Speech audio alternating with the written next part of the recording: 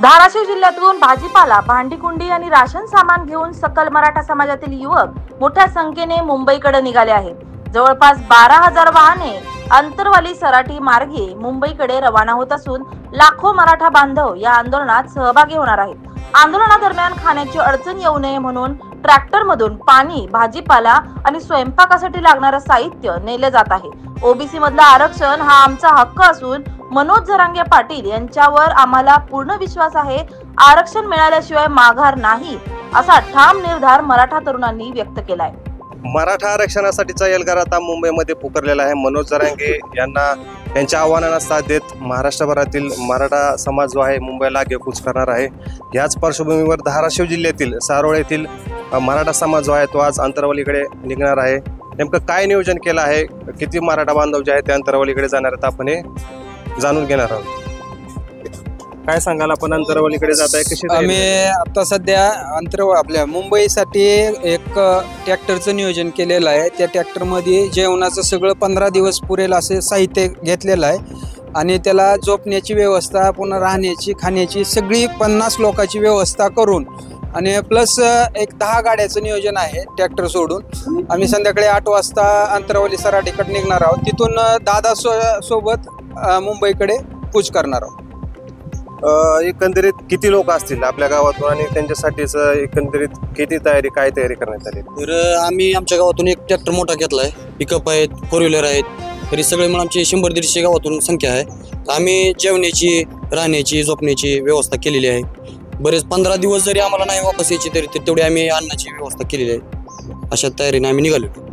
काय जे लोक जाणार आहेत त्यांची नोंदणी वगैरे काय करण्यात आली नाही? नोंदणी झालेली आहे आमच्या गावातून नोंदणी झालेली आहे. आमची ट्रॅक्टर असेल, तुम्ही आता पाहिलं ट्रॅक्टर आहे, 4 व्हीलर आहे, पिकअप आहेत. मी बरेच संख्येने गावात निघालेलो आहे. त्या ट्रॅक्टरमध्ये काय सोय करण्यात आली? आमच्या ट्रॅक्टरमध्ये तर आता बघा राहण्याची आणि खाण्याची सोय केलेली आहे, पिण्याची पाण्याची सोय केलेली आहे, सांडपाण्याची, आंघोळीच्या पाण्याची सोय झालेली आहे, जेवणाची सोय केलेली आहे. त्याच्यामार्फत म्हणलं तर शेगडा घेतला आम्ही माळव घेतलंय. आम्ही त्या सगळ्या हिशोबाने निघालो. किती दिवसाचं सगळं साहित्य जे आहे आपण ते किती दिवसाचं? सध्या तरी साहित्य आम्ही 15 दिवसाचं घेतलेलं आहे. जे पुढे जे होईल ते होईल. काय 15 दिवसांनी भले दादासारखं आम्ही उपाशी पोटी पडत राहू, पण आम्ही आता वापस येणार नाहीत. आम्ही काय गावात गणपती, उद्या गणपती येणार आहेत, काय गणपतीसाठीचे नियोजन केलं? गणपती दादा म्हणले तसं मुंबईतच गणपती साजरा करायचा. गणपतीचं नियोजन केलेलं आहे, पण सध्या आम्ही गणपतीच्या नियोजनासाठी थांबणार नाही. दादाने जे नियोजन केलेलं आहे त्या नियोजनासाठी आम्ही मुंबईकडे रवाना होणार. गणपतीचा आम्ही वाहनात घेऊन साधारणतः किती वाहन असतील आपल्या जिल्ह्यातून, काय अंदाज वगैरे, काय आकडा? साधारणतः एक 10-15 हजार असतील. हो. काल मंडल यात्रा धाराशिवमध्ये आली होती, जी राष्ट्रवादी शरद पवार गटाची मंडल यात्रा आहे. त्यातील जे ओबीसीचे राज्यप्रमुख होते राजराजापूरकर यांनी विरोध केला आरक्षणासाठी. विरोध तर सर्वजणच करायला लागलेत. मराठ्यांच्या ओबीसी मधून आरक्षणासाठी सर्वजण विरोध करतात, पण हे आता सदळ पुरावे जे सापडलेत त्या आधारे तरी ओबीसी मधून आरक्षण हवं. आणि परवा सक्षम सलगर जे आपल्या जिल्ह्यातलीच आहे त्यांनी शिरूर अंतपाळे ते विधान करताना म्हणले होते की ओबीसीचा 1% सुद्धा आरक्षण जाऊ देणार नाही. ते सरकार पाहिजे ना, जाऊ द्यायचं का नाही, कशातनं द्यायचं मराठ्यांना आरक्षण. ते आमच्याकडे पुरावे आहेत, मनोज दादा पुरावे सादर करतात, त्याप्रमाणे सरकार विचार करेल आरक्षणाचा. मागच्या वेळेस मुंबईत आरक्षणाची घोषणा केली होती, मात्र त्या आरक्षण समाधानी नाही मराठा समाज, जी सरकारनं घोषणा केली होती. कुठंतरी मराठा समाजाची फसवणूक झाली असं म्हणणं आहे. तर ह्यावेळेस काय वाटतं आपलं? मागच्या वेळेस सुद्धा आरक्षणासाठी मी स्वतः मुंबईला गेलेलो होतो. आमच्या गावातली बरीच लोक मुंबईला गेलेली, त्यात मी होतो. ज्यावेळेस रात्री शिष्टमंडळ 2-2:30 वाजता आलं तर त्यावेळेस मी स्वतः तिथं होतो, त्या मसाला मार्केटपाशी. त्याच वेळेत मंगलपर्वत, लोंढा, पुन्हा हे अशी बरीच 5-6 जणांचं शिष्टमंडळ आलेलं होतं.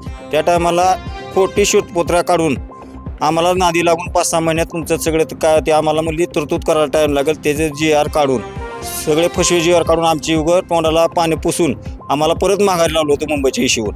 ह्यावेळेस आम्हाला 1 वर्ष 6 महिन्यात आम्हाला त्यांचा पूर्ण अभ्यास झालेला आहे. त्या अभ्यासानुसार आम्ही गणिमिका होईनं मुंबईत सोडणारच नाही. आमचं पूर्ण मागण्या मान्य झाल्याशिवाय आम्हाला 4-5-7 मागण्या आहेत. त्या जे मराठा कुणबी एकच GR पाहिजे. हैदराबाद गॅजेट असेल, बॉम्बे गॅजेट असेल, सातारा गॅजेट असेल, हे आमचे गॅजेट सगळ्या मागण्या मान्य झाल्याशिवाय. आणि जे आंदोलन केलं माझ्यावर सुद्धा 4-5 गुन्हे आहेत आंदोलनातले. ते आंदोलनातलं गुन्हा माघार घेतलेला सुद्धा आम्हाला GR पाहिजे. पुन्हा आमच्या जवळजवळ 400 ते 450 लोक मराठा बांधवांनी आत्महत्या केल्या त्या. त्यांच्या प्रत्येकी घरातल्या माणसाला एका तर माणसाला शासकीय नोकरी घेता म्हणून सुद्धा फसवा GR काढलेला होता. तो सुद्धा आमचा GR अधिकृत करून घेतला पाहिजे. हे आमच्या मागण्या राहतील. भाजपचे काही नेते मंडळी जे आहेत, नितेश राणे असतील, चित्रा वाघ असतील, प्रसाद लाड असतील, हे विरोध करतायत. जर मराठा समाजाला मुंबईत येण्यापासून रोखलं तर काय भूमिका असणार आहे? त्यांना बुकायचं काम केलंय त्यांचं चालू आहे सध्या. ती पिलावळ सुललेली जाईल 2-4 जी आहे ती तुम्हाला माहिती आहे सोशल मीडियावर त्यांना काय ट्रोल होतो काय नाही. ती कमी एकदा कमेंट वाचा तुम्ही म्हणावं त्यांना काय असतील ती, त्याच्यावर त्यांची लायकी कळ समजेल काय असेल ती, त्यांची लायकी कळेल त्यांना. जे काल चित्रवाघ म्हणल्या की आईबद्दल बोललेले ती दादा कोण शब्द चुकीचा गेलाच नव्हता. जरी गेला म्हणजे असेल तरी दादानी माघार घेतलाय ते काल तुम्ही सगळ्यांनी ऐकलंय बी. त्याच्यानुसार ते आमच्या आई बहिणीला मारायला दिसलं नव्हतं त्या चित्राला. ते दिले त्याला दिसलं नव्हतं तिला काय आमच्या आई बहिणी लागलो होतं तेव्हा, आमच्या बहिणीला आईला लागले तेव्हा दिसलं नव्हतं का. त्याचनुसार तिला कळल मग काय असेल ते. आता मराठी तू बी ये म्हणावं मग तिथं कळल तुला मराठा काय आहे ते म्हणावं. 29 तारखेला येतो. काय म्हणतो अवसरच आईच्याला आपण म्हणत नाव का.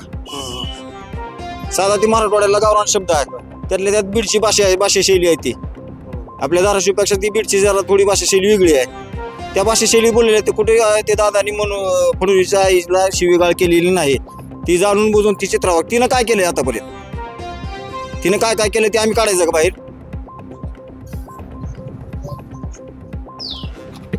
निश्चितच मराठा समाज जो आहे तो जरी अडवणूक केली मुंबईत येण्यापासून, तरी आम्ही गनिमी काव्याने जाऊन आरक्षण घेतल्याशिवाय माघार येणार नाही, अशी मराठा समाजाची भूमिका आहे. मी वैभव पारवे, लोकशाही मराठा. आता कुठं जायचंय?